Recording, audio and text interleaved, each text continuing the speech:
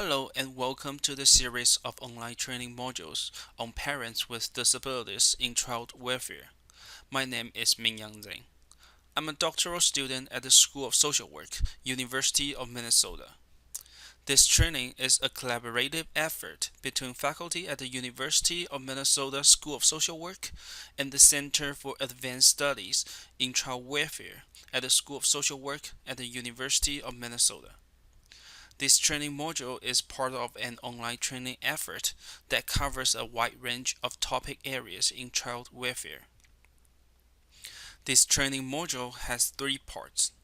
Each part is about 20 minutes. In part 1, we will talk about historical context and prevalence for parents with disabilities in child welfare. In part 2, we will talk about parents with disabilities and related policies. In part 3, we will discuss social supports for parents with disabilities. So, in this part, let's explore parents with disabilities and related policies. There are three learning objectives for this online module. People who complete this training will be able to identify various policies that are related to parents with disabilities in child welfare, demonstrate how policies can impact parents with disabilities, and identify current policy gaps in parents with disabilities. In part 2, we will mainly focus on policies that affect parents with disabilities. First, we will talk about American with Disabilities Act, also known as ADA. Then we will discuss Adoption and Safe Family Act, also known as ASFA. Lastly, we'll discuss state laws that affect parents with disabilities. So, what is Americans with Disabilities Act? It is an anti-discrimination law banning discrimination based on disabilities. It was signed into law on July 26, 1990.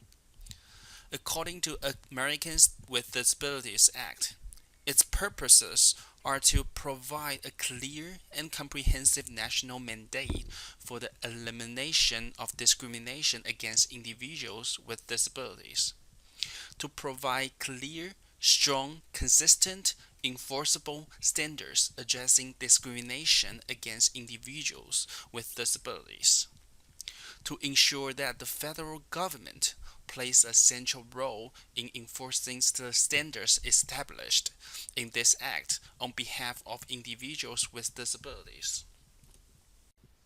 and to invoke the sweep of congressional authority, including the power to enforce the 14th Amendment and to regulate commerce in order to address the major areas of discrimination faced day to day by people with disabilities.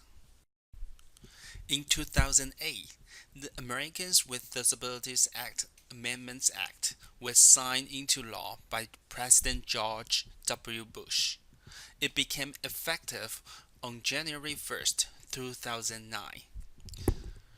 Some significant changes have made in the Americans with Disabilities Act Amendments Act. For example, it broadened the definition of disability. There are four major parts in ADA. Title 1 is about employment. It is designed to help people with disabilities access the same employment opportunities and benefits available to people without disabilities. Title 2 is about state and local government services. It prohibits discrimination against qualified individuals with disabilities in all programs, activities, and services of public entities. This applies to all state and local governments, their departments and agencies, and any other instrumentalities or special purpose districts of states or local government. Title 3 is public accommodations. It prohibits private places of public accommodation from discriminating against individuals with disabilities. Title 4 is telecommunications. It requires telephone and internet companies to provide a nationwide system of interstate and intrastate telecommunications relay services that allows individuals with hearing and speech disabilities to communicate over the telephone. Due to the time limit, we will focus on discussing Title II in this module. As we mentioned in the previous slide, the purpose of the Title II is to prohibit discrimination on the basis of disability by public entities. It covers state and local agencies. Title II also requires states to make modifications to programs or services that deny equal access to people with disabilities. So, what is modification, you may ask? An ADA modification is a modification to policies, practices, or procedures to avoid discrimination and ensure programs' accessibility. That being said, child welfare protection agencies are required to make ADA modifications when they are working with parents with disabilities who require modification. A modification could be a sign language interpreter for the person who speaks American Sign Language as their primary language. Or a modification could include modifying assessments to be accessible to parents with disabilities. A modification could be modifying a parent training class so that it could be accessible to parents with disabilities. In 2015, a new guidance that aims to protect the rights of parents and prospective parents with disabilities was published by U.S. Department of Health and Human Services and U.S. Department of Justice. This guidance was based on Title II of the Americans with Disabilities Act and Section 504 of the Rehabilitation Act. The purpose of this guidance is to assist state and local child welfare agencies and courts to ensure that the welfare of the children and families is protected in a manner that also protects the civil rights of parents and prospective parents. Adoption and Safe Families Act, also called ASFA, is also relevant to working with parents with disabilities. The Adoption and Safe Families Act was signed into law in 1997, and it had three goals: child safety, which is the paramount concern that must guide all child welfare services; permanency, meaning that foster care is temporary. Permanency planning efforts should begin as soon as the child enters care. Lastly, child well-being. ASFA signaled a shift away from the focus on family preservation and included a new emphasis on accountability.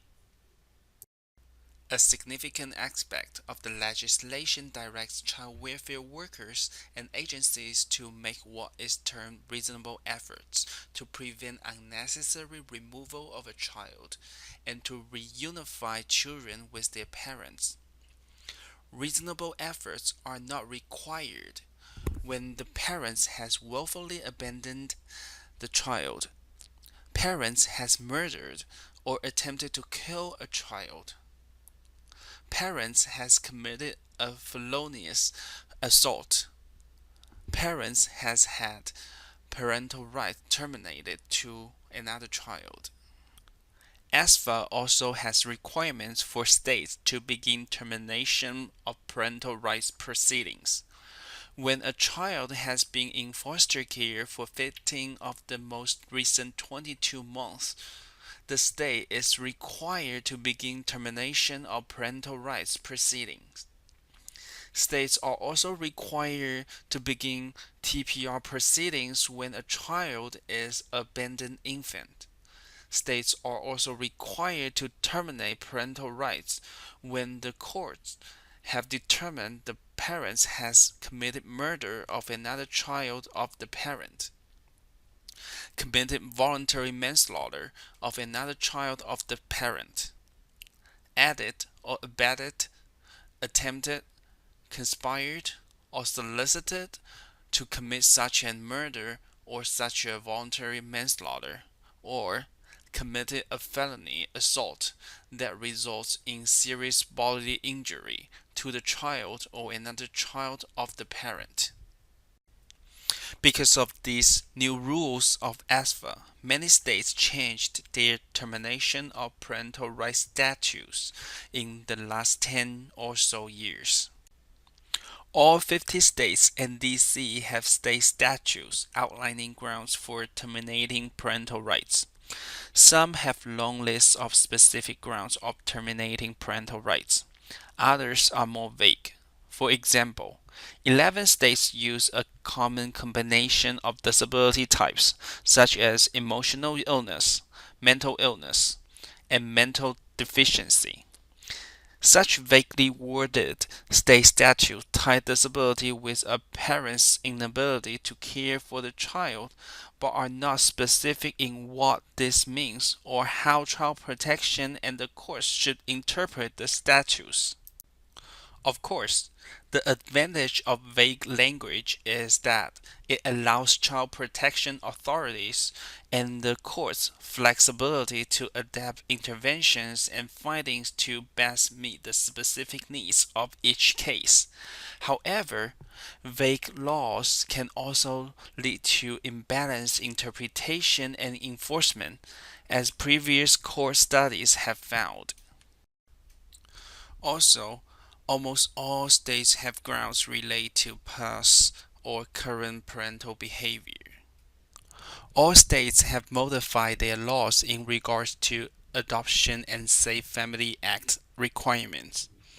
They have all added the timelines. For example, 12 months is the time limit for filing a termination of parental right for older children in Minnesota.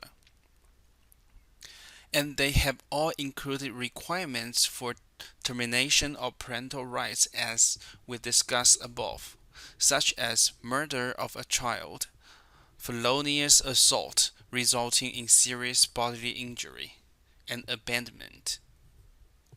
So, how does ADA interact with ASFA? ADA cannot be used as a defense in termination of parental right in many states. However, ADA can be used if child welfare services are not modified. Lightfoot and La Liberté conducted a study analyzing the state codes of the 50 states and District of Columbia relating to termination of parental right. The findings show that 3/4 of the states included disability-related grounds for termination of parental rights in 2007, 10 years after the passage of ASFA. The vast majority of these 37 states use outdated terminology when referring to parents with disabilities, using language such as mentally deficient, use imprecise definition of disability, or no definitions of disabilities at all, and emphasize the condition of having a disability rather than behaviors that parents were demonstrating. States that do not have disability in their state child welfare laws do have language that allows the state to remove children from parents with disabilities or from any other parent based on behaviors, not on conditions. For example, the state of Maine, the statute stated that the parent is unwilling or unable to protect the child from jeopardy, and these circumstances are unlikely to change within a time which is reasonable calculated to meet the child's needs. The parent has been unwilling or unable to take responsibility for the child within a time which is reasonably calculated to meet the child's needs. These states have case law to support removing a child because a parent with a disability failed to provide appropriate care. This is focused on the behavior of the parent, not whether the parent has a disability status or not. After Lightfoot and La Liberté study, a legislative change project was established to create a model statutory language to remove discriminatory language that focus on conditions and for states to focus on behaviors of parents rather than conditions. The project also introduced the concept of parental support, which we will be discussing in part 3.